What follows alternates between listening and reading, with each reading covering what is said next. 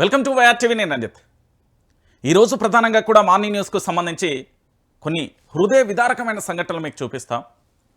తెలంగాణ రాష్ట్రంలో రాష్ట్ర ప్రభుత్వానికి సంబంధించి అడ్మినిస్ట్రేషన్ ఏదైతే ఉందో ఆ అడ్మినిస్ట్రేషన్కు సంబంధించి రాష్ట్ర ముఖ్యమంత్రి యనుమల రేవంత్ రెడ్డి గారికి అడ్మినిస్ట్రేషన్ రావట్లేదా, లేదా తెలంగాణ రాష్ట్ర వ్యాప్తంగా ఉన్న సిఎస్ నుంచి మొదలుకొని గ్రామీణ స్థాయి స్వల్ప ఉద్యోగి వరకు కూడా పరిపాలన విషయంలో ఆల్రెడీ అనుభవం ఉంది కదా, మరి ఎందుకు ఈ తప్పిదాలు జరుగుతున్నదనేది తెలంగాణలో ఉన్న చాలామంది ప్రశ్నలు. రాష్ట్ర ముఖ్యమంత్రిగా పనిచేస్తున్న వ్యక్తి సడన్గా రాత్రికి రాత్రి ముఖ్యమంత్రి అయిన వ్యక్తి కాదు. ఒక ఎమ్మెల్సీగా చూసినాం, ఓ ఎంపీగా చూసినాం, దాంతోపాటు ఎమ్మెల్యేగా చూసినాం, ముఖ్యమంత్రిగా చూస్తున్నాం. సరే, మంత్రి పదవి చేయకపోవచ్చుగాక, కానీ రాష్ట్రంలో ఈ భిన్నమైన పరిస్థితులు, విభిన్నమైన పరిస్థితులకు ముఖ్యమంత్రి గారు ఎందుకు చలించడం లేదు, ఎందుకు ముఖ్యమంత్రి గారు స్పీడ్ పెంచట్లేదు, ఎందుకు ముఖ్యమంత్రి గారు మంత్రులందరూ కూడా సపోర్ట్ చేయట్లేదా, లేకపోతే రాష్ట్ర ప్రభుత్వం ఇరకాటంలో ఉందా, లేకపోతే ఆ పార్టీకి సంబంధించిన ఎమ్మెల్యేలు కూడా సపోర్ట్ చేయడం లేదా, లేదా కొత్త ముఖ్యమంత్రి అనే నినాదం జోరుగా వినిపిస్తుంది, అది నిజం కాబోతుందా, మీ సైలెన్స్కు వైలెన్స్ ఉందా, సైలెన్స్ ఇంకా సైలెన్స్గా మారబోతుందా? ఎందుకు ఈ ప్రశ్న అడుగుతున్నానంటే, ఏమైంది ఈ నగరానికి అనే సినిమా చూసే ఉంటారు, కానీ ఏమైంది నా తెలంగాణకు, ఇది reality cinema, not real cinema. ఎందుకు నేను ఈ అంశాన్ని చెప్తున్నానంటే, ఇది ఒక్కసారి చూడుర్రి, చూసిన తర్వాత మీరే నాకు చెప్పుర్రు. ఎందుకంటే తెలంగాణ రాష్ట్ర వ్యాప్తంగా కూడా పూర్తి స్థాయిలో కూడా జరుగుతున్న ఎపిసోడ్లలో భాగంగా ఏమేమి అంశాలు జరుగుతున్నాయో చూడుర్రి. ఇది వీళ్ళు రైతులండి, కాయ కష్టం చేసుకునే రైతులు. ఇప్పుడు ఫర్ సపోజ్ 2025 ఈ 2025 వానాకాల సీజన్లో పూర్తి స్థాయిలో పంటలు నష్టం వచ్చినాయి. మళ్ళీ 2026లో రైతు అనే వ్యక్తి పంట విత్తనాలు విత్తి పంట పండించడు అనడానికి లేదు. ఏ భూతల్లిని నమ్ముకున్నాడో అదే భూతల్లికి సంబంధించి తన జీవితకాలం మొత్తం కూడా పూర్తి స్థాయిలో దాంట్లో లీనమైపోయి భూతల్లి నమ్ముకొని పూర్తి స్థాయిలో పంట దిగుబడిని బయటికి తీసే ప్రయత్నం చేస్తాడు రైతు. మరి ఆరుగాలం పండించే రైతన్నకు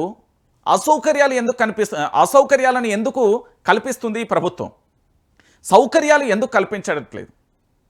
అరే, ఎంత బాధాకరమైన విషయం అండి. నాకు ఇది చాలా బాధేసింది నిజంగా. తెలంగాణ రాష్ట్రానికి ఏమైంది, రైతాంగానికి ఏం జరుగుతున్నది, ఈ తెలంగాణలో ప్రభుత్వం ఏం చేస్తున్నది, మరి వ్యవసాయ శాఖ మంత్రి ఎక్కడ, రాష్ట్ర ముఖ్యమంత్రి సమీక్ష ఎక్కడ, అధికారులు ఎక్కడ? ఇన్ని ప్రశ్నలు ఉత్పన్నమవుతున్నా కూడా దున్నపోతు మీద వాన కొడితే ఏమవుతుంది?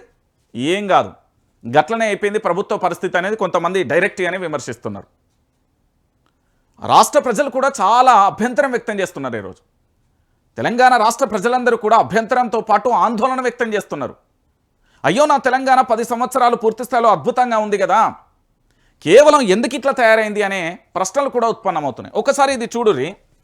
నాకు అర్థం కాని విషయం ఏంటంటే, ఈ ఫోటో చూసిన తర్వాత సమాధానం ప్రజల నుంచి వస్తుందా, పాలకుల నుంచి వస్తుందా, లేకపోతే యువత నుంచి వస్తుందా అనేది ఒకసారి నేను చూస్తాను. ఇక్కడ బ్లాక్ టీషర్ట్ ఉంది కదా, టీషర్ట్, ఈ టీషర్ట్ ఉన్న అతను మీకు క్లియర్ కట్గా చెప్తా ఎపిసోడ్ ఇది. ఈ బ్లాక్ టీషర్ట్ పర్సన్ అన్నాడు కదా, ఇగో ఈ పెద్ద మనిషి, ఈయన మెంబర్ ఆఫ్ లెజిస్లేటివ్ అసెంబ్లీ సభ్యుడు కాదు, మెంబర్ ఆఫ్ లెజిస్లేటివ్ కౌన్సిల్ సభ్యుడు కాదు, మినిస్టర్ కాదు, లేదా ఏదైనా ప్రభుత్వానికి సంబంధించి పదవులలో ఉన్న వ్యక్తి కాదు. ఈయనే అధికారి అండి. ఈ అధికారి ఏం చేస్తాడండి? తన యొక్క పని ఏదైతే ఉందో తన శాఖలకు సంబంధించి ఆ పని చేయాలి. ఇగో ఇక్కడ వైట్ షర్ట్ వేసుకొని పాదాభివందనం చేయబోతున్నాడు కదా, ఈ వైట్ షర్ట్ వేసుకొని ఈ పెద్ద మనిషి ఎవరు అనుకుంటారు? ఈయన రైతు. రైతు ఏం చేస్తున్నాడు? ఆయన పాదాభివందనం చేస్తున్నాడు. మరి తెలంగాణ ఉద్యమ పోరాటం చేసి రాష్ట్రాన్ని సాధించిన వ్యక్తి బ్లాక్ టీషర్ట్ అయినా కాదు, లేదా స్వతంత్ర ఉద్యమంలో పాల్గొన్న వ్యక్తి కాదు, లేదా వేల మందికి పూర్తి స్థాయిలో సహకారం చేసిన వ్యక్తి కాదు. ఎవరు ఈయన అంటే, రాష్ట్రంలో రైతు దురవ్యవస్థను అద్దం పడుతున్న దృశ్యం ఇది. దండం పెడతాం సార్, ఒక్క బస్తా యూరియా ఇప్పించండి అంటూ మహబూబాద్ జిల్లా గూడూరులో సిఐ కాళ్ళ మీద పడుతున్న రైతు వాంకుడోతు కాటా సింగ్కు సంబంధించి సోమవారం రైతుల రాస్తోరోకో దగ్గరికి పోలీసులు వచ్చినప్పుడు జరిగిన చిత్రం ఇది. ఈ పెద్ద పోలీసు ఎవరైతే ఉన్నారో ఇక్కడ ఉన్న రైతులందరూ కూడా ఏం చేస్తున్నారు అంటే, మాకు యూరియా బస్తా ఇవ్వండి, యూరియా బస్తా మేము పంటకు ఎరువులను చల్లడానికి యూరియా కావాలి, మేము గత కొన్ని రోజులుగా కూడా నిరీక్షణ చేస్తున్నాం, ఎదురు చూస్తున్నాం, ఆందోళన వ్యక్తం చేస్తున్నాం అంటూ రైతులు ఆందోళనకు దిగే పరిస్థితికి వచ్చింది. వాళ్ళు ఏమడుగుతారు? డజన్లకు డజన్లు బస్తాలు అడుగుతలేరు, ఒకటి లేదా రెండు బస్తాలు ఈరి పంట ఆగమైపోయే పరిస్థితి ఉన్నది అని చెప్తున్నారు. జై జవాన్ జై కిసాన్ అంటాం కదా, ఆ పదం ఊరికే రాదండి. మీరందరూ ఆలోచించాల్సిన విషయం ఏంటంటే జై జవాన్ జై కిసాన్ ఏదైతే పదం ఉందో, ఈ దేశానికి అన్నం పెట్టే రైతన్న ఈరోజు పోలీసు వ్యవస్థకు సంబంధించిన ఒక సిఐ కాళ్ళు మొక్కుతున్నాడు అంటే ప్రభుత్వ పరిపాలన ఎంత దరిద్రంగా ఉంది అని చెప్పడానికి ఇది నిదర్శనం. అంతే, దానికి ఇంకొక మాట లేదు. ప్రభుత్వం అనేది ప్రజల చేత ప్రజల కొరకు ఎన్నుకోబడిన ప్రభుత్వం ఏదైనా ఉన్నా కూడా ఆ ప్రభుత్వం అనేది ప్రజల కోసం చేయాలి తప్ప పాలకుల కోసం చేయకూడదు అనేది వాస్తవం. ఈరోజు ఈ రైతుకు ఏం కష్టం వచ్చిందని, వాళ్ళ ఇంట్లో ఏమైనా ఆర్థిక ఇబ్బందులు, ఆయనకి ఏమైనా అనారోగ్యం ఉన్నదా, లేకపోతే వాళ్ళ ఇంట్లో ఏమైనా కుటుంబ సభ్యుల సమస్యలు లేదు కదా. ఆయన దేశానికి అన్నం పెట్టడం కోసం ఒక్క బస్తా యూరియా బస్తా అడుగుతున్నాడు అంతే. ఈ వైఫల్యం ఎవరిది? ప్రభుత్వాన్ని. ఈరోజు పోలీసులు అక్కడికి వచ్చి పూర్తి స్థాయిలో వీళ్ళు ఆందోళన వ్యక్తం చేస్తా అంటే వీళ్ళను పంపించే ప్రయత్నం ఎందుకు చేస్తున్నారు? పోలీస్ వ్యవస్థ యూరియా బస్తాల కాడికి నిరసన కాడికి ఎందుకు వచ్చి ఎంటర్ ఇస్తున్నది? వాళ్ళందరూ ఎందుకు అక్కడికి వచ్చి పూర్తి స్థాయిలో కూడా వాళ్ళందరినీ అడ్డుకునే ప్రయత్నం చేస్తున్నారు? ఎవరి తప్పిదం ఇది? 100% ప్రభుత్వ తప్పిదం ఇది. దీంట్లో ఇంకా మాటలు లేవు, మాట్లాడుకోవడాలు లేవు. ఎందుకంటే ఏపీకి యూరియా మనకేందయ్యా, 21లోగా 29,000 టన్నుల యూరియా ఇస్తామని ఏపీ మంత్రి లోకేష్కు కేంద్ర మంత్రి నడ్డా హామీ ఇచ్చారు. మరి తెలంగాణ మంత్రులు ఏం చేస్తున్నారు? గుడ్డి గుర్రానికి పనులు దొంగతున్నారు. ఇంకా దీంట్లో డౌట్ ఎందుకు? తెలంగాణ మంత్రులు ఉన్నారా అన్న? నిన్నే అన్న మన మంత్రులు కనబడ్డారు ఎక్కడన్నా? ఓ మంత్రి మంత్రులు ఉన్నారా? ఉండే ఉంటారు, ఉండు గట్లున్నది పాలన. కాంగ్రెస్ సర్కార్కు రైతుల కష్టాలు పట్టవా? రేవంత్ ప్రభుత్వ కాలయాపనపై విమర్శల వెల్లువ అంచు కూడా చూస్తున్న పరిస్థితి కనబడుతుంది. కేసీఆర్ది ముందు చూపు, కాంగ్రెస్ది ఎదురు చూపు. నాడు సీజన్కు ముందే రాష్ట్రానికి యూరియా ఎప్పుడు 2 లక్షల టన్నుల స్టాక్ ఉండేది, ఇప్పుడు 25,000 టన్నులు కూడా లేదు. కాంగ్రెస్ వైఫల్యం వల్లే రాష్ట్రంలో కొత్త వ్యవసాయ శాఖ మాజీ మంత్రి నిరంజన్ రెడ్డి అంచు కూడా చూస్తున్న పరిస్థితి కనబడుతుంది. ఇక్కడ తప్పు ఎవరిది అంటే 100% ప్రభుత్వాన్ని తప్పు. నేను చెప్తున్నా కదా, దాన్ని ఎట్లనో కూడా నేను చెప్తా. ఇది ప్రజల చర్చించుకుంటున్న విషయం. కేసీఆర్ ప్రభుత్వం అందరికీ తెలుసు 2014 నుంచి 2022 వరకు అధికారంలో ఉంది. ఇది అధికారంలో ఉన్న ప్రభుత్వం. ఏది? బీఆర్ఎస్ ప్రభుత్వం. ఇది బీఆర్ఎస్ ప్రభుత్వం అధికారంలో ఉన్నప్పుడు ఇలాంటి సంఘటనలు పునరావృతం అయినాయా అంటే నేను చాలా క్లారిటీగా చెప్పగలుగుతాం. ఇలాంటి సంఘటనలు ఎందుకు పునరావృతం కాలే, ఎందుకు పునరావృతం ఇప్పుడు అవుతున్నాయి అంటే దీంట్లో ఒక క్లారిటీ ఏంటి అంటే, బీజేపీ అధికారంలో ఉంది, తెలంగాణలో 8 మంది ఎంపీలు ఉన్నారు, కాంగ్రెస్కు 8 మంది ఎంపీలు ఉన్నారు, దాంతోపాటు మన దగ్గర మినిస్టర్ ఉన్నాడు, సీఎం ఉన్నారు, దాంతోపాటు అధికారులు ఉన్నారు. వీళ్ళందరూ ఏం చేయాలి?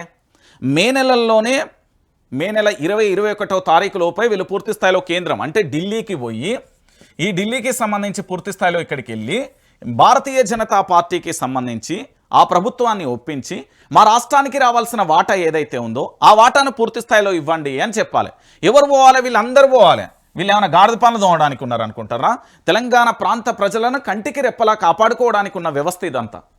ఒకదాంతో ఒకటి లింక్ అవుతుంది. నేను చేస్తా, ఇప్పుడు ఆ లింక్ చేస్తా చూడు.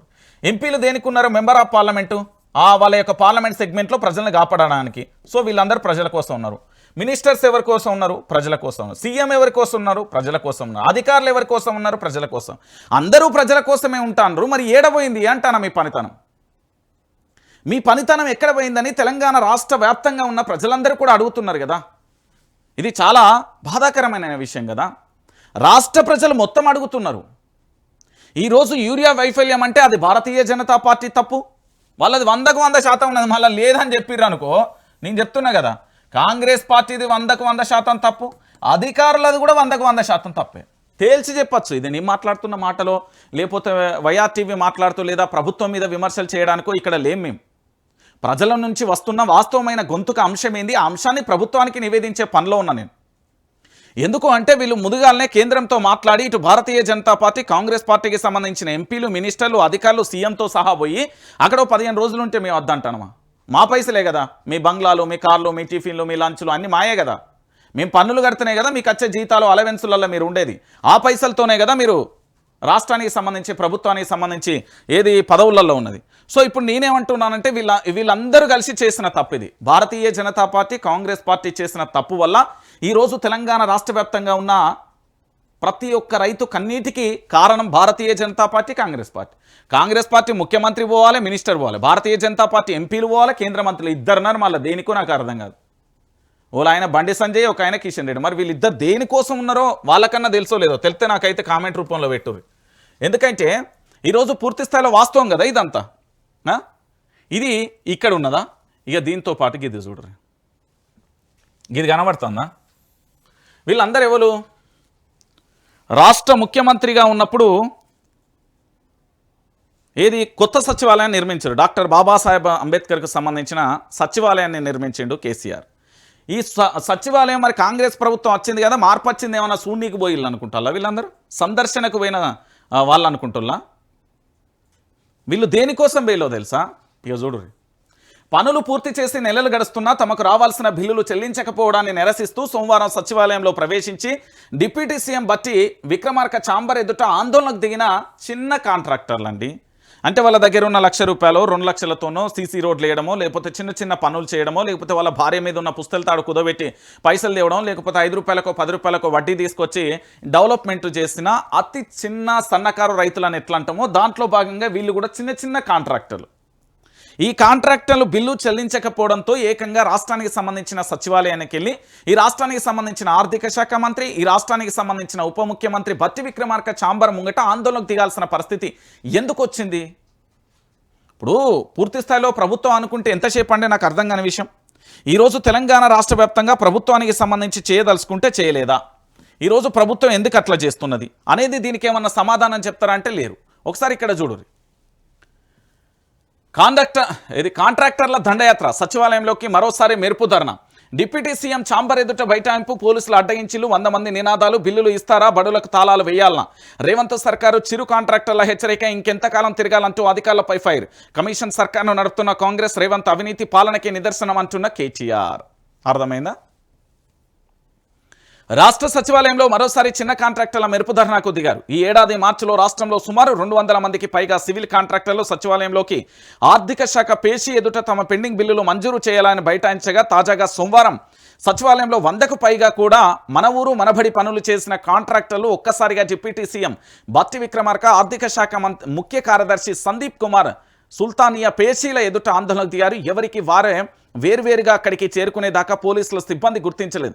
ఊహించని విధంగా కాంట్రాక్టర్లందరూ ప్రభుత్వం మీద తీవ్ర స్థాయిలో వెచ్చుకుపడ్డ పరిస్థితి కనబడుతుంది. ఇక చెప్పుర్రే, మా ముఖ్యమంత్రికి నేను చెప్పిన, అయ్యా రాష్ట్ర ముఖ్యమంత్రి యనుమల రేవంత్ రెడ్డి గారికి, మా రాష్ట్ర డీజీపీ గారికి చెప్పిన, మా ముఖ్యమంత్రికి కాక ముఖ్యమంత్రి అయిండు, జర ఆయనకు భద్రత కల్పించుర్రి. 2 పోలీసు వాళ్ళు ఉండే కాడ 10 మంది ఉండరు, 10 మంది ఉండే కాడ 20 ఉండరు. మేమేం ఫీల్గా, ఎందుకంటే పూర్తి స్థాయిలో మా ముఖ్యమంత్రి యొక్క భద్రత మాకు చాలా ఇంపార్టెంట్. ఎందుకంటే మా ముఖ్యమంత్రి యనుమల రేవంత్ రెడ్డి గారు నేను రెస్పెక్ట్ చేస్తా కాబట్టి పాపం ఆయనను మన ముఖ్యమంత్రి పీఠంలో మార్పు పేరుతో వచ్చింది కాబట్టి 5 సంవత్సరాలు ఆయన ఉండాలి. ఆ మార్పు ప్రజలు చూడాలి, వాళ్ళు దాన్ని ఎట్లా రిసీవ్ చేసుకుంటారు, 2028 ఎలక్షన్లలో ఎట్లా ఓటేస్తారు అనేది సెకండరీ, అది పక్కన పెడదాం. నేనేమంటున్నానంటే ముఖ్యమంత్రి గారికి సంబంధించి పూర్తి స్థాయిలో భద్రతా వైఫల్యం సచివాలయంలో ఎట్లా కనబడుతున్నది అనడానికి ఇది ఒక నిదర్శనం. అదే వైఆర్టీవీ రంజిత్ వచ్చిండు ఆపుర్రా అంటారు. నేను ఏమంటున్నా అంటే, సరే వాళ్ళు బాధలు చెప్పుకోవడానికి వేరు కావచ్చు, ఈ బాధలల్లో మళ్ళీ కమిషన్ కూడా ఉన్నది కదా, 5%, 10%, 15%, 20%. ఈ కమిషన్లలో లేనిది. ఇప్పుడు వీళ్ళకు కాంట్రాక్టర్ బిల్లులు ఎందుకు చెల్లిస్తలేరు? ముడుపులు ముట్టలే కాబట్టి అనేది కాంట్రాక్టర్ల నుంచి వస్తున్న వాదనలు. లేదా డబ్బులు లేవంటే మరి వృధా ఖర్చులు కోకొల్లలుగా పోతున్నాయి కదా. దాని పేరేంది? మొన్నటికి మొన్న పూర్తి స్థాయిలో కూడా అది ఎక్కడ, దాని పేరు మిస్ వరల్డ్ 2025 పెట్టిలు ఏమొచ్చింది? దాంతో ఏమొచ్చిందో నాకు ఇప్పటి వరకు అర్థం కాలేదు. దానికి సమాధానం కూడా లేదు ప్రభుత్వం నుంచి. దానివల్ల మరి గిన్ని పరిశ్రమలు వచ్చినాయి, లేకపోతే గింత వచ్చింది ఫ్యాషన్ డిజైనింగ్ రంగంలో గిన్ని వచ్చినాయి అంటే ఏది కూడా రాని పరిస్థితి కనబడతాను. అంటే తెలంగాణ యావత్తు ప్రజలందరూ కూడా దయచేసి ఆలోచించాల్సిన విషయం. ఈరోజు కాంట్రాక్టర్లు అంటే, ఆ చిన్న కాంట్రాక్టర్లు అంటే చాలా బాధాకరమైన విషయం కాదా అండి ఇది? వాళ్ళు ఏందండి, ఏదో మధ్యతరగతి కుటుంబాలకు సంబంధించి ఏదో ప్రభుత్వం నుండి పని వచ్చింది కదా, కొద్దిగా అభివృద్ధి చేసిన పైసలు అడుగుతున్నారు. మళ్ళీ ఆడికొచ్చి పూర్తి స్థాయిలో పోలీసు వాళ్ళు పోలీసు వాళ్ళు అసలు అంత అయిపోయినాక వస్తారు ఎక్కడైనా. ఇది ముమ్మాటికి జరిగే సత్యం, కానీ సినిమాల టైపే వీళ్ళ పని ఉన్నది. అరే గంతమంది వచ్చినప్పుడు మా ముఖ్యమంత్రి భద్రత మీద మా భయం కాదా అండి? మా రాష్ట్ర ముఖ్యమంత్రి అండి, 3 రంగుల జెండా మట్టి సింహమోల్నే కదిలినాడుర్రో మా ముఖ్యమంత్రి. మరి మా ముఖ్యమంత్రి భద్రత విషయంలో మాకు భయం ఉంది. ఇగో ఇది ఇంకొక పెద్ద అంశం. ఇది కాంట్రాక్టర్ల ఉసురు తగిలేటట్టున్నది. ఇక దాంతోపాటు బడి ఉన్నదా, పాఠాలు చెప్పే బడి. బడి పాఠాలు చెప్తాం చూడరు బడి. ఆ బడి ఉన్నది కదా, మీ అందరికీ తెలుసు కదా. బళ్ళకి దేనికి పోతాం మనం? 10వ తరగతి వరకు చదువుతాం, తర్వాత ఇంటరు, డిగ్రీ ఇవన్నీ చదువుతాం కదా. పూర్తి స్థాయిలో ఈ చదువులకు సంబంధించి పూర్తిగా మనం పోతాం, మీ అందరికీ తెలిసిన విషయమే. అది తెలంగాణ రాష్ట్ర వ్యాప్తంగా కూడా ప్రతి ఒక్కరికి తెలిసిన విషయమే. సో బడికి దేనికి పోతాం? విద్యను నేర్చుకోవడానికి పోతాం. అది ఏది స్కూల్ లైఫ్ అయినా, ఇంటర్ అయినా, డిగ్రీలైనా, పీజీలైనా, ఎంఫీలైనా, పిహెచ్డీలైనా, ఇంకేదైనా మీ అందరికీ తెలిసిన విషయమే. మరి ఈరోజు పాఠాలు చెప్పే పంతులకే కష్టం వస్తే ఎట్లా? నేటి బాలలే రేపటి భావి భారత పౌరులు అంటారు కదా. పాఠాలు చెప్పే పంతులకే కష్టం వస్తే ఎట్లా అంటున్నా నేను. ఈరోజు పాఠాలు చెప్పే పంతులకే కష్టం వచ్చింది. కొన్ని చోట్లనేమో ఫుడ్ పాయిజన్లు జరుగుతున్నాయి, అది మీ అందరికీ తెలుసు. మరికొన్ని చోట్ల ఉపాధ్యాయులు లేక కొరతున్నది, అది మీకు తెలుసు. మరికొన్ని చోట్ల ఆ స్కూల్కు సంబంధించిన ఎక్విప్మెంట్ లేకపోవడం వల్ల ఇబ్బంది ఉన్నది, అది మీకు తెలుసు. ఇప్పటి చివరికి టీచర్లు కూడా పోరుబాట పట్టిల్లట. మాట తప్పిన సర్కార్పై టీచర్ల పోరుబాట. ఈ నెల 23న ఇందిరా పార్క్లో ఐక్య పోరాట కమిటీ మహాధర్నా. ఈ ప్రభుత్వం ఉపాధ్యాయుల విశ్వాసాన్ని కోల్పోయింది. నాడు టీచర్లకు ఇచ్చిన హామీలు ఏమైంది? నేడు ప్రభుత్వం చేస్తున్నదేంది? విద్యారంగాన్ని నాశనం చేస్తున్నారు, సంఘాల ఆగ్రహం అంటూ కూడా చెప్తున్న పరిస్థితి కనబడుతున్నది. 23వ తేదీన అంటే ఇవాళ 19, 20, 21, 22, 23 4 రోజులలో వీళ్ళ ఐక్య పోరాటం సాగుతున్నదట. ప్రభుత్వ ఉపాధ్యాయుల విశ్వాసాన్ని కోల్పోయిందట. నాడు టీచర్లకు ఇచ్చిన హామీలు ఏమైంది? నేడు ప్రభుత్వం ఏం చేస్తున్నది? ఇక చెప్పుర్రి. హామీలేమో అన్ని రాష్ట్రాల బడ్జెట్ తీసుకొచ్చినా తెలంగాణలో పూర్తి స్థాయిలో ఆ హామీలు నెరవేరాయి. వాళ్ళు ఇచ్చిన 6 గ్యారెంటీలు, 13 అంశాలు, 420 హామీలు. ఇది క్లియర్ కట్టు. నేను చెప్తున్నది, తలకే కింది పెట్టి పైకి కాళ్ళు పెట్టి తపస్సు చేసినా ఏది చేసినా అది కానమొచ్చట. ప్రభుత్వం అనేది అలవికాని హామీలను ఇచ్చింది. దాన్ని మా ప్రజలు ఇక్కడ ఎమ్మెల్యే పోతేంది ఆడమ కేసీఆర్ అత్తడట, ఇక్కడ ఎమ్మెల్యే పోతేంది ఆడమ కేసీఆర్ అత్తడట, ఇక్కడ మా ఎమ్మెల్యే పోతేంది ఆడమ కేసీఆర్. ఎట్లత్తడు KCR? Member of legislative assembly సభ్యుల బలం లేని ముఖ్యమంత్రిగా కేసీఆర్ ఎట్లయితాడు? ఇప్పుడు కేసీఆర్ పోయింది కదా అని రంది పడతా, కన్నీళ్ళు పెట్టుకోబడుతుంది, ఏడుతా అంటారు, గోసపడతా అంటారు, నరకం చూస్తా అంటారు. ఎందుకు వచ్చినాయి నరకం? అలవికాని హామీలు. ఉద్యమ నేత, ఉద్యమ ప్రస్థానం ఉన్న వ్యక్తి, 14 సంవత్సరాలు నిర్విరామంగా పోరాటం చేసిన వ్యక్తి, 10 సంవత్సరాలు ఈ తెలంగాణ రాష్ట్రాన్ని ఏంది అంటే మన భాషలో మాట్లాడుకుంటే ఒక పరుగులు పెట్టించిండు అభివృద్ధి దిశలో. హర్యానా, బీహార్ ఇతర రాష్ట్రాల కంటే ఈరోజు వరి పంట దేశంలోనే నెంబర్ 1 చేసిండు. గొప్ప ముఖ్యమంత్రి కదా. వ్యవసాయ ఉత్పత్తులను పెంచిండు కేసీఆర్. మరి అలాంటి కేసీఆర్ ఉన్నప్పుడేమో ఇలాంటి సమస్యలు ఏవి రాలేదు. ఇప్పుడు ఎందుకు వస్తున్నాయి అంటే నేను చెప్తున్నా కదా, అడ్మినిస్ట్రేషన్ అనేది క్లారిటీగా వీళ్లకు రావడం లేదు. పరిపాలన మన భాషలో చెప్పాలంటే సమస్యని గుర్తించడం, ఆ సమస్య తీవ్రత ఏందో తెలుసుకోవడం, ఆ సమస్యను ఏ విధంగా నివారించాలనే ప్రయత్నం చేస్తలేదు. సమస్య తీవ్రమవుతున్నది, దాన్ని అరెస్ట్ చేస్తున్నారు, దాన్ని ఇంకా తీవ్రతరం చేస్తున్నారు. మీరు ఎక్కడైనా చూడరు, పూర్తి స్థాయిలో తెలంగాణలో ఎటువైపు చూసినా అదే కనబడుతున్నది. సమస్య తీవ్రత రోజు రోజుకు పెరిగిపోతున్నది. ఇప్పుడు ఇక్కడ చూడండి, కాంట్రాక్టర్లు ఏమైనా తప్పు చేసిలా? వాళ్ళు ఏంది, వాళ్ళ బిల్లుల కోసం వాళ్ళు ధర్నా చేసిలు. ఇక్కడ ప్రయత్నం జరుగుతుంది టీచర్లు దేనికోసం? వాళ్ళకి ఏదైతే ప్రభుత్వం ఉన్న హామీలు ఇచ్చిందో నాడు టీచర్లకు ఇచ్చిన హామీలు ఏమైందని వాళ్ళు అడుగుతున్నారు. తప్పే ఉన్నది ఇలా. ఇది అయిపోయింది, ఓకేనా? ఇక మళ్ళొక ప్రధానమైన ఎపిసోడ్. ఇక ఈ ముఖ్యనేత ఈయన బాధ ఏందో చూద్దాం ఫస్ట్. సిద్దిపేట జిల్లా రంగనాయక్ సాగర్లోకి పరుగులు తీస్తున్న కాళేశ్వరం జలాలు. బీఆర్ఎస్ హెచ్చరిక, దిగచ్చిన సర్కార్. కాళేశ్వరం జలాల పరుగులు రంగనాయకలోకి 3300 క్యూసెక్ల పంపింగ్. బీఆర్ఎస్ నాయకుల పూజలు. బీఆర్ఎస్కు లేఖ రాసిన హరీష్కు రైతుల కృతజ్ఞతలు.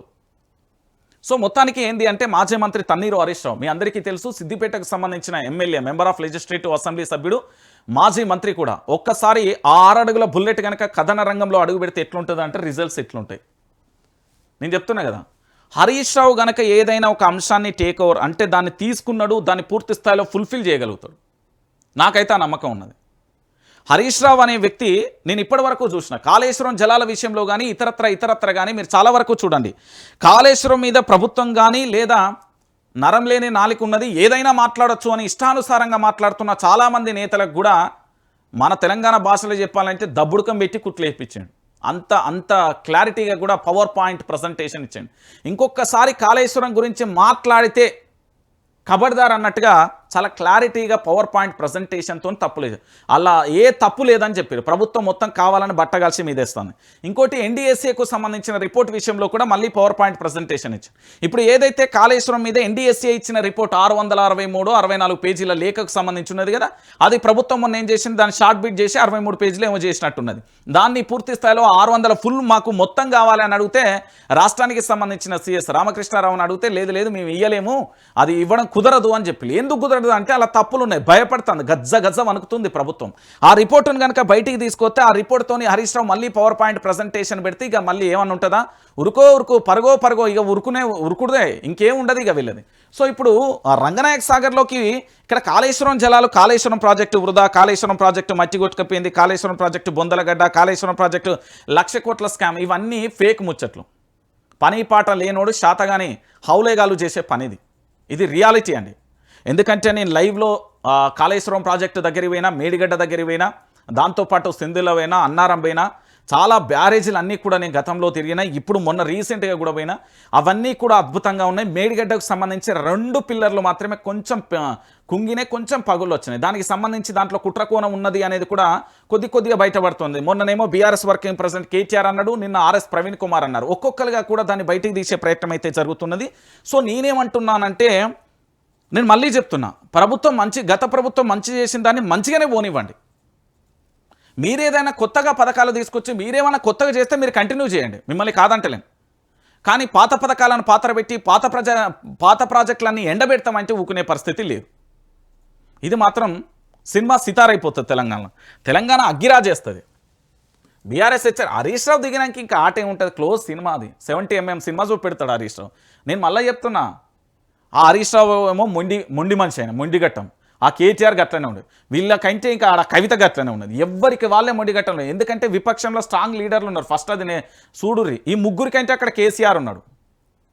ఆయన ఒక్కసారి ఏంది ఇట్లా షర్ట్ వేసుకొని ఇట్లా అన్నాడు అనుకో, ఇట్లా ఎగిరిపోతారు మీరు అందరు. నేను చెప్తున్నా కదా, అక్కడ సబ్జెక్ట్ ఉంటుంది, సైలెన్స్ ఉంటుంది, వైలెన్స్ ఉంటుంది. కేసీఆర్ ఆడ మీరు కేసీఆర్ ఎందుకు అంటే, కేసీఆర్ ఏం తెలియకనో లేకపోతే అజ్ఞాని కాదైనే.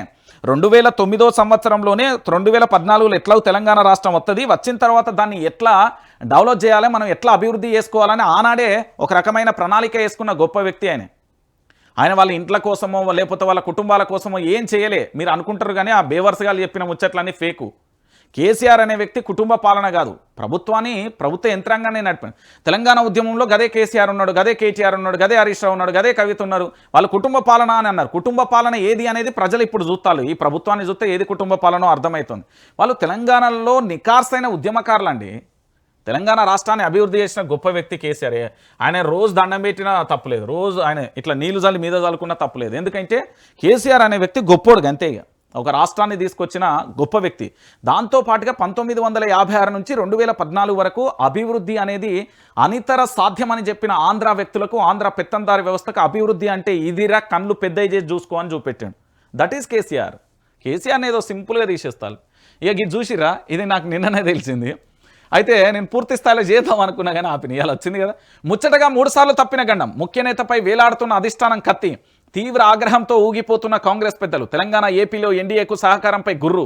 ఎంత చేసినా మన పార్టీ కాదన్న నిర్వేదంలో నేత. అందుకే అధిష్టానం సూచనలు, ఆదేశాలు బేఖాతార్, సిఫారసులు పక్కన పెట్టి సొంత నిర్ణయాలు. ఏందో చూస్తారా, ఇది మస్తు ఉంటుంది, మజా వస్తుంది. నేను ఏమంటానంటే, గ్రామీణ ప్రాంతాల్లో పోయి తాడిచెట్టు కింద కొన్ని కళ్ళు దాగితే ఎంత కిక్కెక్కుతుందో, ఈ వార్త తెలంగాణ ప్రాంత ప్రజలకు అంత కిక్కెక్కుతుంది. ముఖ్య నేతకు అనుక్షణం పదవి గండం వెంటాడుతున్నదా? ఆయన్ను పదవి నుంచి తొలగించాలని ఇప్పటికే 3 సార్లు అధిష్టానం నిర్ణయించగా అనివార్య కారణాలతో నిలిచిపోయిందా? అందుకే ముఖ్యనేత ప్రతి సిఫారసును పక్కన పెట్టుతుండడంతో ప్రత్యేక దూతతో నిఘా పెట్టారా? ఈ విషయం తెలిసి ముఖ్యనేత నిర్వేదంలో కూరుకుపోయారా? ఎన్నాళ్ళు ఉంటామో తెలియని భావనతో తనకు నచ్చినట్టే వ్యవహరిస్తున్నారా? ప్రస్తుతం ఢిల్లీ కాంగ్రెస్లో గాంధీ భవన్లో తీవ్రంగా చర్చ జరుగుతున్నది. ఏది ఢిల్లీ హైదరాబాద్ మధ్య 10 రోజులకు ఒకసారి తిరిగిన 50 సార్లకు పైగా పెద్ద ఆఫీస్ చుట్టూ చక్కర్లు కొట్టిన ముఖ్యనేతకు అధిష్టానం పెద్దలకు మధ్య అంతరం అంతకంతకు పెరిగిపోయిందట. దీంతో ఎప్పటికైనా ఈ పార్టీ మనది కాదని తన స్నేహితుల మధ్య వ్యాఖ్యానించినట్టుగా సమాచారం. పదవి ఎప్పుడు ఊడిపోతుందో తెలియదు కాబట్టి అధిష్టానం ఆదేశాలు వాళ్ళు పంపించిన ఏవి కూడా పట్టించుకోవట్లేదట. ఎవరా నేత? మీకు ఇప్పటికే అర్థమైపోయి ఉంటుంది. మన కాంగ్రెస్ పార్టీలో ఒక కీలక నేత ఉన్నాడండి, ఆయన ఢిల్లీకి ఇక కీలక నేత అంటే ఇక ఆయన్నే ఇంకెవరు ఉంటారు. ఆయన ఎన్నిసార్లు ఢిల్లీకి పోయినా, ఎన్నిసార్లు అధిష్టానం దగ్గర పోయినా, వాళ్ళని ఎన్నిసార్లు కలిసినా కూడా ఆయనను అసలు పట్టించుకునే నాదులు లేడారు. ఇప్పటికే 3 సార్లు ఆయన పదవి తప్పిద్దామని చూసిల్లట.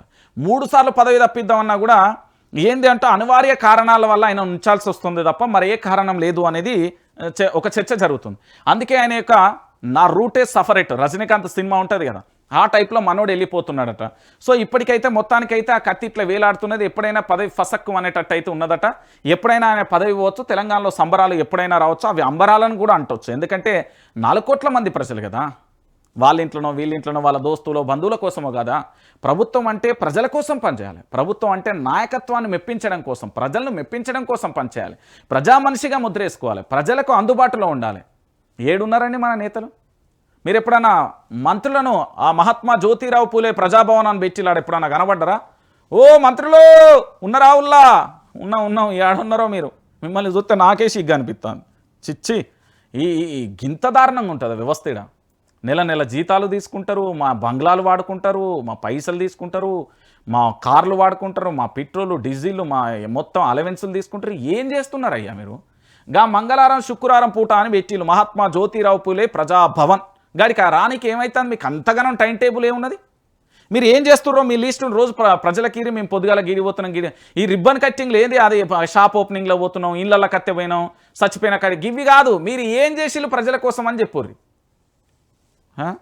ఏం చేయాలి? గుడ్డి గుర్రానికి పనులు. సో మొత్తానికి సార్ పని అయిపోయింది. కీలకతం దుకాణం బంద్. అతి త్వరలో గుడ్ న్యూస్ వింటారు. అది ఆల్రెడీ నాకున్న సోర్స్ మాత్రం డిసెంబర్ అనేది చెప్పిర్రు. అది ఏ మేరకు ఏమవుతుందో చూద్దాం. ఏమైంది ఈ నగరానికి? ఇగో నేను చెప్పలే స్టార్టింగ్లో, ఇదే ఇంట్రో.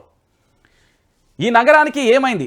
అటు పక్కన పాలన గాలికి, ఇటు క్రైమ్ పైకి. పత్తాలేని పోలీసు, జాడలేని జిహెచ్ఎంసీ, నిద్రా వ్యవస్థలో నిఘా వ్యవస్థ, రక్షణ లేని ప్రజల అవస్థ, దోపిడీలు, దొంగతనాలు, హత్యలు, కాల్పుల మూతల, ఇంట్లోకి చొరబడి వృద్ధులు, పిల్లలపై దాడులు, అఘాయిత్యాలు, పెరిగిన ప్రమాదాలు, విద్యుత్ ఘాతాలు, నేరాలు, ఘోరాలు. భాగ్య నగరంలో భయంగా బతుకుతున్న ప్రజలు. చినుకుపడితే నగరం నరకం, రహదారులన్నీ గుంతలమయం, అడుగడుగున ట్రాఫిక్ విలయం, విధిన చెత్త దుర్గంధం. ఇది చూడురి మన నగరం. ఇక చూడురా, వా ఎంత మంచిగా, ఒకసారి ఇట్లా అనుకుందాం, ఎంత మంచిగా ఈయన అభివృద్ధి చేస్తుండో చూడరు. బంగారం మా కాంగ్రెస్ ప్రభుత్వం అభివృద్ధి. ఇది బంగారం లెక్కలేదు మా కాంగ్రెస్ ప్రభుత్వం. ఇక చూడరు మా ప్రభుత్వం అండి. సిగ్గు లేకుండా అధికారంలో తీసుకొచ్చినాం మేమే. చెప్తాను కదా, మాకు సిగ్గు కూడా లేదు. ఏదో మార్పు పేరుతో మంచిగా చేస్తాడు అనుకుంటే గింత గౌరవం. అది చూడరు, అదేంది వాన పడితే అది మామూలుగా లేదు. ఇక టాస్క్ ఆ నరకం ఇంకో లెవెల్ ఉన్నది. ఎందుకంటే ఎటు పక్క చూసినా, ఏ వైపు చూసినా కూడా నరకం మామూలు కనబడతలేదు. ఇయో ఇది మా నగరం. ఇక ఇంకో వైపు ఇది చూడరు. నిన్న పాపం ఇది చాలా బాధాకరమైన విషయం. నిజంగా వీళ్ళ కుటుంబ సభ్యులకైతే నేను చెప్తున్నా, మా వైఆర్టీవీ తరఫున, మా కుటుంబ సభ్యుల తరఫున, నిజంగా మా తరఫున మాత్రం ప్రగాఢ సానుభూతి అయితే తెలియజేస్తుంది. నిజంగా ఇది ఎంత బాధాకరమైన విషయం అంటే ఒకసారి చూడరు. కరెంట్ షాక్తో 5గురు మృతి. రథయాత్రలో కరెంట్ షాక్తో కుప్పగూలిన సహచరులను కాపాడుకునేందుకు ప్రయత్నం చేస్తున్న యువకులు. వేలాడుతున్న విద్యుత్ తీగలు తగిలి ప్రమాదం. మరో 4 యువకులకు తీవ్ర గాయాలు. హైదరాబాద్ రామంతాపూర్లో పెను ప్రమాదం. సర్కార్ నిర్లక్ష్యం వల్లేననే స్థానికుల ఆగ్రహం. విద్యుత్ శాఖ సీఎండీకి గోరావు చేసిన జనం అంటూ కూడా చూస్తున్నాం. 10 ఏళ్ల బాలిక దారుణ హత్య. పట్టపగల ఇంట్లో చొరబడి దుండగుల ఘాతకం. కూకట్పల్లి సంగీత్ నగర్లో తీవ్ర కలకలం అంటూ కూడా చెప్పిన పరిస్థితి కనబడుతుంది. ఇది చూడరు ఏమంటారు. రంజిత్ ఉన్నాడా? వైఆర్టీవీ రంజిత్ ఎక్కడ? ఆయన ఒకసారి ఏం చేస్తుండో చూసుకోరు. నీగా గిది కాదు నా మీద పెట్టాల్సి. గిది చూడరు, సిగ్గు అనిపిస్తుంది ఇక ప్రభుత్వాన్ని. చిచ్చి ఎందుకున్నదే అంటారు ప్రజలు. అరే వాళ్ళకి పర్మిషన్ ఇస్తారు. వాళ్ళు ఏంది కృష్ణాష్టమికి సంబంధించి వాళ్ళ 5గురు పాపం వాళ్ళని ఒక్కొక్కరు కాపాడుకోవడానికి పాపం నిజంగా కూడా వాళ్ళ స్నేహితులు చేసింది మామూలు కాదు. ఎట్లనైనా ఒక్కొక్కరు కన్నీళ్ళు, ఆర్తనాలు, అరుపులు, వామ్మో. నిజంగా దాన్ని చూసిన తర్వాత నిన్న అదేంది విద్యుత్ శాఖకు సంబంధించి ముట్టడి పోతే వాళ్ళ కళ్ళల్లో అగ్గిరవలు కనబడుతున్నాయి, ఆగ్రహం కనబడుతుంది. నిజంగా నిన్న పోలీసు వాళ్ళు ఆడ లేకపోతే ఏం జరిగేదో వాళ్ళ కట్టలు తెంచుకున్న ఆగ్రహాన్ని. ఇంత నిర్లక్ష్యమా? బాలిక ఏంది ఇది? ఏం చేస్తున్నది? ఎక్కడున్నది వ్యవస్థ? ఏమున్నది ఇడ? ఏది రక్షక భటులు ఎక్కడ? యూరియా బస్తాల కాడ టోకెన్లు ఇవ్వాలి. ఇక మా ట్రాఫిక్ పోలీసు ఉన్నదైతే అది శీతకట్టం. వాళ్ళు నాకు తెలిసి అసలు హైదరాబాద్లో డ్రైవింగ్ చేయడం కంటే ఆ కారో బండో ఉంటే దాన్ని వదిలేసి నడుచుకుంటూ పోవడం బెటర్. మొత్తం టింగు టింగు టింగు టింగు అని ఫోటోలు కొట్టుడు పని. ఆడ వాన కొడుతుంది, ఆడ ట్రాఫిక్ జామ్ అయింది, ఫోటోలు కొడుతున్నారు. అరే ఈ గల్లీలలోకి వచ్చి ఫోటోలు కొడుతున్నారండి. దారుణం, ఇజ్జత్ పోయే కథ తెలుసా ఇది. మొత్తం వ్యవస్థ దారుణంగా అయిపోయింది. హైదరాబాద్ ఆగమైపోయింది. నేను చెప్తున్నా కదా, ఏంది చెత్తతోనే ఎక్కడికక్కడ చినుకు వారితే ఎట్లున్నది మీకు తెలియదా?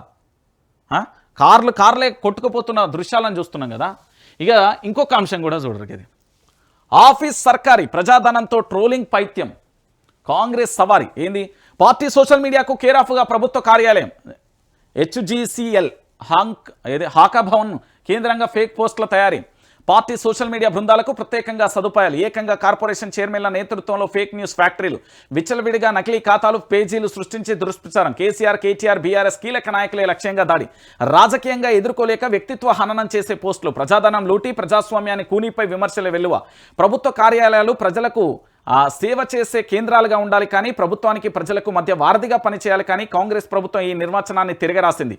GHMC Hyderabad growth corridor limited కార్యాలయాన్ని హాకా భవన్లోని TSTS ఆఫీస్ను తమ విష ప్రచారం కేంద్రంగా మార్చుకుందన్న ఆరోపణలు కూడా వెలువెత్తుతున్నాయి. కార్పొరేషన్ చైర్మన్ల సారథ్యంలో ప్రత్యేక సోషల్ మీడియా బృందాలు ఏర్పాటు చేసిందని, వారు ప్రత్యేక వసతులను వాడుకుంటూ నకిలీ పోస్టులను సోషల్ మీడియా ఖాతాలు పేజీలు యూట్యూబ్ ఛానల్ నిర్వహిస్తున్నారనే చర్చ జరగడం నిజం. అది వాస్తవం అండి. ఇది దారుణంగా ఉంది. నిజంగా చెప్తున్నా, నేను మళ్ళీ చెప్తున్నా, ప్రభుత్వానికి భర్త పూజ అయితే చేస్తారు విపక్ష పార్టీలు, పక్కా చేస్తారు. వాళ్ళు కేసులు కొట్లాటకి భయపడరు. అది ఏంది, నేను ఏదో కేటీఆర్కు సంబంధించి ఏదో పోస్టు చూసిన, హరీష్ రావు కేటీఆర్ కవితకు సంబంధించి కేసీఆర్కు సంబంధించిన పోస్ట్ ఉన్నది నా దగ్గర. అది సాయంత్రం 7:15 మీ ముంగట పెడతా. ఆ వీడియో చూసినాక మీ ఒపీనియన్ చెప్పుర్రి. నేనే చెప్తున్నా, ఇష్టానుసారంగా పెడతారు. అరే మనిషి భయ్, మానవత్వం ఉండాలి. నేను మా ముఖ్యమంత్రి గారు అంట, రెస్పెక్ట్ ఇస్తా. అసలు మీడియాలో గారు, రెండి, పొండి, సారు ఇవన్నీ ఉండేవి. ముఖ్యమంత్రి ఎవరు? రేవంత్ రెడ్డి. కొన్ని ఏంటంటే ఫేక్ జర్నలిస్టులు వచ్చింది కాబట్టి గారులు, గారండి, గీరండి అని రాత్తాలు పేపర్లలో నేను చూస్తున్నా. మరి ఏడ జర్నలిజం ఏం కథనో నాకు తెలియదు కానీ అవి పదాలే ఉండేవి. అరే దారుణంగా ట్రోల్ చేస్తున్నారు భయ్, చాలా భయంకరంగా ఉంటుంది. ఆ ఫోటోలను మీ ముంగట పెట్టి, ఆ PDFను కనుక మీ ముంగట పెడితే మీరు మీ కాళ్ళకున్న చెప్పులను తీసుకొని పెడతారు. ఎక్కడ ఏంది కథ ఏంది అని అడుగుతారు తెలుసా. అరే వ్యక్తిగత కుటుంబాలను డ్యామేజ్ చేస్తారు. మీకు రాజకీయం చేయకపోతే గమ్మున ఇంట్లో ఉండుర్రి, కానీ ఒక వ్యక్తిని వ్యక్తిగతంగా హననం చేసుడు ఎక్కడదండి? ఎవరు ఇచ్చిర్రండి మీకు పవరు? ఆ వ్యక్తి యొక్క సామ్రాజ్యం అన్న చిన్నగా ఉంటుందా? వాడు 100 మందినో 20 మందినో పంపితే ఏంది మీ పరిస్థితి? చిల్లర చేష్టలు, చిల్లర కథలు కాకపోతే వాట్ నాన్సెన్స్ ఇది. తెలంగాణ రోతన ఏంది ఇది? ముఖ్యమంత్రి గారు గలీజ్గాలు తయారవుతారు ఈ తెలంగాణలో. తయారెందుకు చేస్తున్నారు మీరు?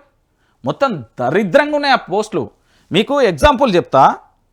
అదేంది హీరోయిన్ల ఫోటో వేసి, వాళ్ళ కుటుంబాల ఫోటోలు వేసి, ఏంది ఇది అసలు? తెలంగాణలో ఏమనుకుంటున్నారు మీరు? ఎప్పుడన్నా గీసుంటి రోత చూసినామా మనం? అరే గత ప్రభుత్వం మీద కూడా ఇంత దారుణంగా ట్రోల్ చేయలేదండి. వాళ్ళ వ్యక్తిగత కుటుంబాలు, వాళ్ళ భార్య ఉంటుంది, పిల్లలు ఉంటారు, వాళ్ళకి అమ్మా నాన్న ఉంటారు, అత్తామామ ఉంటారు, అన్నదమ్ములు ఉంటారు, అక్క చెల్లెలు ఉంటారు. ఏందా ట్రోలింగ్? సిగ్గు అనిపిస్తలేదా చేస్తే ఎదవలకు? మీ ఇంట్లో ఆడపిల్లలు లేరురా బై? మీ ఇంట్లో అక్క చెల్లెలు లేరు? నీకు కూడా భార్య ఉండే ఉంటుంది కదా, ఏందది? మరి దారుణంగా బీఆర్ఎస్ పార్టీకి సంబంధించిన కేటీఆర్, హరీష్ రావు కవిత మీద ఏందా ట్రోలింగ్స్? రాజకీయంగా చేయండి బై, తప్పే లేదది. అదే మా ముఖ్యమంత్రి యనమల రేవంత్ రెడ్డి మీద చేయరు, తెల్లారి CCSలు ఉండకపోతే నన్ను అడుగురు. మరి ప్రభుత్వం దీని మీద చొరవ తీసుకోకపోతే ఏమైతే తెలుసా? ప్రభుత్వానికి నేను ముఖ్యమంత్రి యనమల రేవంత్ రెడ్డి గారికి రిక్వెస్ట్గా ఒక మాట చెప్తున్నా. అన్న మీరు అనుకుంటారు ఇలా ముఖ్యమంత్రి నేనే, నా ప్రభుత్వం 5 ఏళ్ళు ఉంటాయి. 5 ఏళ్ళు కాదు, మీరు డిసెంబర్ దాకా ఉండు, ఎక్కువనే నాకున్న సమాచారం. కానీ సరే 5 ఏళ్ళు ఉండురి, నేను ఉండాలనే కోరుకుంటాను. నీకు ఆపద వచ్చినప్పుడు నేను కాపాడుకుంటాం. కానీ మా తెలంగాణ ప్రాంత ప్రజలు 5 ఏళ్ళు ఉండు. ఈరోజు ఈ సోషల్ మీడియాలో ఈ ఫేక్ దుష్ప్రచారం చేపిస్తున్నారు కదా మీరు. ఏది అడ్డగోలుగా హీరోయిన్ల ఫోటోలు వేసి, లేకపోతే అమ్మాయిల ఫోటోలు వేసి, వాళ్ళ కుటుంబ సభ్యులది వేసి, లేకపోతే వాళ్ళ ఎవరెవరి ఫోటోలు వేసి ఆగమాగం చేస్తున్నారు కదా. ఇన్ కేస్ రేపు ఇదే సోషల్ మీడియా మీ మీద, మీ కుటుంబాల మీద పడదన్న గ్యారంటీ ఉండదు కదన్న. వాళ్ళదైన కుటుంబమే, మీదైన కుటుంబమే, మనది ఎవరిదైనా కుటుంబాలే. వ్యక్తిగత హననాన్ని మానమని నువ్వు ఆదేశాలు ఇయ్యి, లేకపోతే అది కట్టలు తెంచుకున్న తర్వాత ఇంకెవరు ఆపలేరు. ఏంది ఇక్కడ ఊకొని మేము ఒక 50,000 పోస్టులు తయారు చేస్తాం, పెద్ద అదా? ఏదో ఒక ఫోటో వేసుడు, ఫేస్ బ్లాక్ వేసుడు, ఈ కథ ఆ కథ అని పెడితే ఎంతసేపు అవుతుంది? కరెక్ట్ కాదు ఇది పద్ధతి అస్సలే కాదు. నేను చెప్తున్నా, ఏ కార్పొరేషన్ చైర్మన్ నేను చెప్తున్నా, ఒంట్లో సావకపోతే, రక్తం అనేది లేకపోతే నువ్వు నీకు నచ్చినట్టు చేసుకో. కానీ నేను మనిషిని, నాకు మానవత్వం ఉన్నది, నాకు కుటుంబం ఉన్నది, నేను ఏది ప్రజా జీవితంలో బ్రతుకుతున్నా అంటే ఇటువంటి చేయకూరి. నేను చెప్తున్నా కదా, ఇవన్నీ బంద్ చేసుకోరు. ఆ పోస్టులు చూస్తే నాకే ఒళ్ళు మండింది తెలుసా. అరే భయ్ ఏ పార్టీ అయితే నాకేంద్ర భయ్, రేవంత్ రెడ్డిని అనద్దు, అట్లానే మీరు కేసీఆర్ అనద్దు, కేటీఆర్ అనద్దు, హరీష్ రావు అనద్దు, కిషన్ రెడ్డిని అనద్దు, బండి సంజయ్ అనద్దు, ఎవరిని అనద్దు. మీరు వ్యక్తిగతంగా ఎవరికా రైట్ లేదు. ఫస్ట్ ఈ భూమి గడ్డ మీద ఉన్న ఏ ఒక్కడికి ఆ రైట్ లేదు. ఏదో పోస్టులు తెచ్చి ఆగమాగం ఆడివాడి ఏంది ఇది? ఏం జరుగుతున్నది ఈ తెలంగాణలో? ఏమైపోతున్నది నా తెలంగాణ? బాధ అనిపించిందండి నిన్న, నాకు చాలా బాధ అనిపించింది ఈ రోత పాలన చూసిన తర్వాత. ఇంతకంటే దారుణం, ఇంతకంటే ఘోరం ఇంకేముంటుంది? ఇక చూడ్రి, విద్యాశాఖపై సీఎంకు పట్టింపు లేదు, ఖాతం అయిపోయా. ఎవరు? ఆకునూరు మురళీ సార్, శబాష్. ఎందుకంటే కరెక్ట్ ఏడాది అవుతుంది ఆయన అది చేసి విద్యా కమిషన్ చైర్మన్గా. మేమేం చెప్పినా వింటలేడు. ఇంత నిర్లక్ష్యం మంచిది కాదు. 3 నెలల కింద రిపోర్ట్ ఇచ్చినా పట్టించుకోవట్లేదు. మా మాటలకు విలువ లేదు. 2 ఏళ్ళు అయిపోయింది, ఇంకా మిగిలింది 2 ఏళ్ళు. ఎడ్యుకేషన్లో ఏం చేసేటట్టు కూడా లేదు. చేతులెత్తేసిన ఆకునూరు మురళి విద్యా కమిషన్ చైర్మన్గా బాధ్యతలు చేపట్టి వచ్చే నెలతో ఏడాది పూర్తవుతుంది సారు. ఏతులకు పోయి ఎల్లెలకల పడినట్టు ఆకునూరు మురళి పరిస్థితి. విద్యాశాఖలో ఏదో మార్పు తీసుకొస్తామని చెప్పి ఇప్పుడు చేతులెత్తేసే పరిస్థితి వరకు వచ్చింది. విద్యా కమిషన్ చైర్మన్గా ఏడాది కాలంలో విద్యాశాఖలో ఏమీ చేయలేక ఇప్పుడు రేవంత్ రెడ్డినే టార్గెట్ చేస్తున్నట్లుగా తెలుస్తుంది. ముఖ్యమంత్రి విద్యాశాఖను పట్టించుకోవడం లేదని, ఈ మధ్య మరీ ఎక్కువగా నిర్లక్ష్యం చేస్తున్నారని అంటున్నారు. అంతేకాదు తాము ఇచ్చిన రిపోర్ట్లను సైతం 3 నెలలుగా పక్కకు పెట్టారని అసహనం వ్యక్తం చేస్తున్నట్లుగా సమాచారం. సారు మీరు అధికారిగా చేసొచ్చారు. నేను ఆ రోజే చెప్పిన మీకు, మనం ఏది బస్సు యాత్ర చేసినాం, అదేంది బస్సు యాత్ర పేరేమో పెట్టిరు సారు, జాగోరో తెలంగాణ ఏదో పెట్టి మనం బస్సు యాత్ర చేస్తే నేను వరంగల్లో మాక్ లైవ్ చేసిన ఆకునూరు మురళి సార్. సారే అంటే ఎందుకంటే రెస్పెక్ట్, గౌరవం, హుందా, పెద్ద స్థాయి నుండి వచ్చింది కాబట్టి నేను రెస్పెక్ట్ ఇస్తున్నా. ఏమని చెప్పిన ఆ రోజు? ఏదో జరుగుతుంది. ఏం జరగదు సార్. రాజకీయ నాయకులు అనేటోళ్ళు, ఇప్పుడు నేను ఒక నేతకు సంబంధించి పాప ఆయనకు చాలా రకాలుగా సహాయ సహకారాలు చేసిన. ఎట్లా సోషల్ మీడియా కానీ, ప్లాట్ఫామ్స్ కానీ, ఇతరత్ర చాలా రకాలుగా. సరే, తెలివి ఉన్నది, దిమాక్ ఎక్కువ ఉన్నది, జర ప్రజలకు 4 రకాలుగా ఉపయోగపడతారు, 4 పేదోళ్ళు బాగుపడతారు అనే కోణాలు చేసిన. పదవి రాగానే ఏతులకు పోయిండు, పదవి పోగానే ఎల్లెలకల పడ్డాడు. గదే అయింది ఇప్పుడు. నేను కూడా ఆకునూరు మురళి గారికి రిక్వెస్ట్ చేస్తున్నా. ఆకునూరు మురళి గారు, నేను ఏమంటున్నా అంటే, ఈ రాజకీయ నాయకులు వీళ్ళు ఊసర వెళ్ళి టైపు. వాళ్ళకి అవసరం ఉంచి ఒక లెక్క ఉంటారు, వాళ్ళ అవసరం తీరితే ఇంకో లెక్క ఉంటుంది. కాబట్టి వీళ్ళని జర మనం దగ్గరికి రానియకపోవడమే మంచిది. మీకేదన్నా చేయబుద్ధి అయితే చేయరు, మీకు వీళ్ళు ఎవ్వరు చేయరు సార్. ఇది ఆగమైపోయిన ఆ తెలంగాణ ఆల్రెడీ ఆగమైపోయింది, ఆగం చేస్తున్నారు. దాంట్లో ఇంకొక డౌట్ కూడా అవసరం లేదు. ఇప్పటి వరకు తెలంగాణ రాష్ట్ర వ్యాప్తంగా మీరు చూసిన ప్రతి ఎపిసోడ్లలో కూడా ఎక్కడికన్నా బోర్రి ఏదన్నా ఆలోచించారు. విద్యా వ్యవస్థ, వైద్యం ఎంత దారుణంగా ఉంది అంటే తెలంగాణలో, అది ఇక మాటలలో చెప్పలేం. దాని గురించి మళ్ళీ మనం ఏది ఆ పూర్తి స్థాయిలో కూడా ఎక్కడికి పోయినా కూడా చాలా ఇబ్బందికరంగా మారిపోయే పరిస్థితులు ఉంటాయి. సో ఆకునూరి మురళి గారి ఆవేదనను ప్రభుత్వం అర్థం చేసుకొని ఆ విద్యాశాఖను విద్యాశాఖను మంచిగా చేయాలని కోరుకుందాం. సరే, ఆయన ఆవేదన బయట పెట్టడం కూడా మంచిదే. ఎందుకంటే రేవంత్ రెడ్డి గారిని నమ్మిండు, రేవంత్ రెడ్డి ఆయన నమ్మిండు, ఆయనకు కమిషన్ చైర్మన్గా బాధ్యతలు ఇచ్చిండు, కాబట్టి మంచి చేస్తాడని ఆశపడ్డాడు. ఈయన ఇచ్చిండు, ఆయన చేయట్లేదని వాళ్ళిద్దరి మధ్యలో డిసిషన్ అవుతుంది. అది మొత్తానికి బయటపడ్డది. చిలికి గాలి వాన లెక్క. ఇప్పుడన్నా కొద్దిగా సదురుకొని మా తెలంగాణ విద్యా వ్యవస్థను బాగు చేస్తే బాగుంటుంది అనేది మేమందరం కూడా విజ్ఞప్తి చేస్తున్నాం. మంచిగానే అనుకుంటున్నాం. కానీ మరి ఏం చేస్తారు, ఏం కథ అనేది కూడా మనం వేచి చూడాల్సిన పరిస్థితి కనబడుతుంది. సో ఇంకొక విషయం ఏంటంటే, నేను వైఆర్టీవీ తెలుగు న్యూస్ ఛానల్లో మీకు చూడుర్రి, చాలా వరకు వీడియోలు అద్భుతంగా ఉంటాయి, వాస్తవాల ప్రతిదృశ్యాలు ఉంటాయి. చాలా వరకు కూడా చాలా అంశాలను కూడా పెట్టే ప్రయత్నం చేసిన. నేనేమంటున్నానంటే, ఇది తెలంగాణ ప్రాంతంలో ఉన్న 4 కోట్ల మంది ప్రజలకు సంబంధించిన ఛానల్. నా ఒక్కంది కాదు, ఇది 4 కోట్ల మంది. అంటే తెలంగాణ రాష్ట్ర వ్యాప్తంగా ఉన్న ప్రతి ఒక్క ఒక్కరు కూడా, అంటే ప్రొఫెసర్ జయశంకర్ గారి సారథ్యం కోసం పనిచేసే ప్రతి ఒక్కరికి ఉంటుంది. ఇగో ఇక్కడ ఖచ్చితంగా కూడా మీరు సబ్స్క్రైబ్ చేసుకోరు, దాంతోపాటు ఇక్కడ లైక్ చేసుకోరు, షేర్ చేయరు. ఎందుకంటే దీని మీద రిపోర్ట్లు కొడుతురు. ఆ భవన్లో కూర్చొని 6వ ఫ్లోర్లో అదే పని, అదేదో శాస్త్రం నోటిదాకా వచ్చింది కానీ నేను వదిలేస్తాను. సరే, మొత్తానికి ప్రభుత్వానికి ఇవాళ మార్నింగ్ న్యూస్లో 4 తప్పిదాలు. ఒకటి, విద్యాశాఖను మీరు సక్కగా చేసుకోర్రి. రెండోది, మీ సోషల్ మీడియాను ఒళ్ళు దగ్గర పెట్టుకోమని చెప్పుర్రి. ఎందుకంటే రేపు అదే సోషల్ మీడియా మీకు ఏకుమేకైందనుకో చాలా దుర్భరమైన పరిస్థితి ఉంటుంది. నేను మళ్ళీ చెప్తున్నా, ఈరోజు ఏదో అధికారం ఉన్నదని గమ్మునుంటారు, తర్వాత మీ చుట్టూ పనిచేసేటోళ్ళు ఎవడెవడు ఎన్ని సంపాదించండి, ఎవడెవడు ఏడ తిరిగిండి, ఎవడెవడు ఎక్కడన్నాడు, ఏం కథ అనేది అవన్నీ దాచుకుంటారు. రేపు పొద్దుగాల మళ్ళీ అదే విష ప్రచారంగా మారితే మీ కుటుంబాలకు ఇబ్బందిగా మారిపోతుంది, గొడ్డలు పెట్టిగా మారిపోతుంది. ఇది రెండోది.